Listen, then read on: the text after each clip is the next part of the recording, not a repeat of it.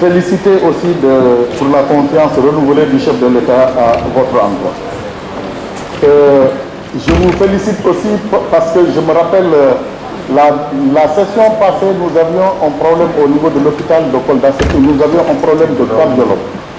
Et ce problème a été réglé, vous avez affecté un cardiologue au niveau de l'hôpital régional de Kolda et nous demandons à ce qu'il soit vraiment, qu'il soit sur place et qu'on arrive à le maintenir au niveau de cet hôpital régional. Parce que moi, personnellement, j'ai perdu ma grande sœur l'année dernière par faute de cardiologue. Peut-être que c'était son destin à elle.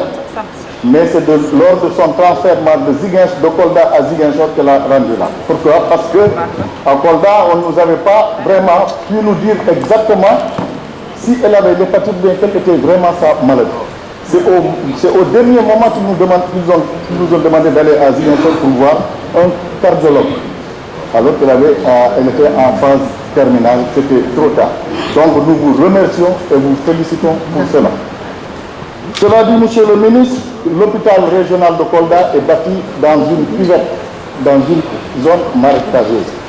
Nous avons des problèmes, quelques problèmes dans la gestion de ce problème, dans la gestion environnementale, je veux dire, de l'hôpital. Parce que cet hôpital, il nous faudra d'abord un réseau d'assainissement avec un canal d'évacuation. Ça, si on ne l'a pas, parce que c'est l'inondation à chaque hivernage. Nous demandons aussi la reconstruction du mur de clôture de l'hôpital, la réhabilitation de la voirie interne.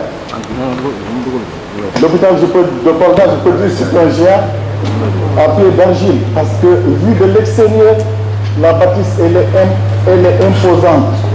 Mais c'est le contenu qui pose problème, parce que l'hôpital de Kolda joue un rôle d'un hôpital de sous-région. Nous avons la Gambie, nous avons la Guinée-Bissau, nous avons nos voisins de la République de Guinée qui viennent se soigner à Kolda. Et mes collègues députés qui ont fait Kolda, 36 de mes collègues députés sont venus à Kolda au mois de février dernier. C'était dans le cadre du réseau des parlementaires pour la sécurité routière. Nous leur avons fait visiter cet hôpital. Et le directeur de cet hôpital avait fait toutes ces... On m'avait demandé à ce qu'il nous fasse une liste de toutes ces doléances. Moi je suis resté, eux sont revenus, moi je suis resté, j'ai récupéré cette liste que j'ai déposée au niveau de l'Assemblée ici pour qu'il y ait un rapport au moins qu'on va envoyer dans vos services.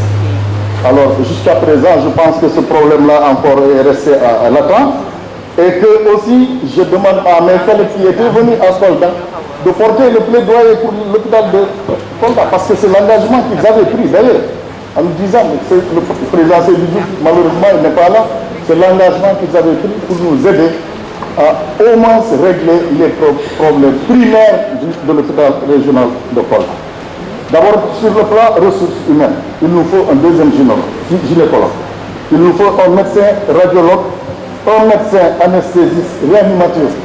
Il nous faut un médecin généraliste, des infirmiers et des sages-femmes.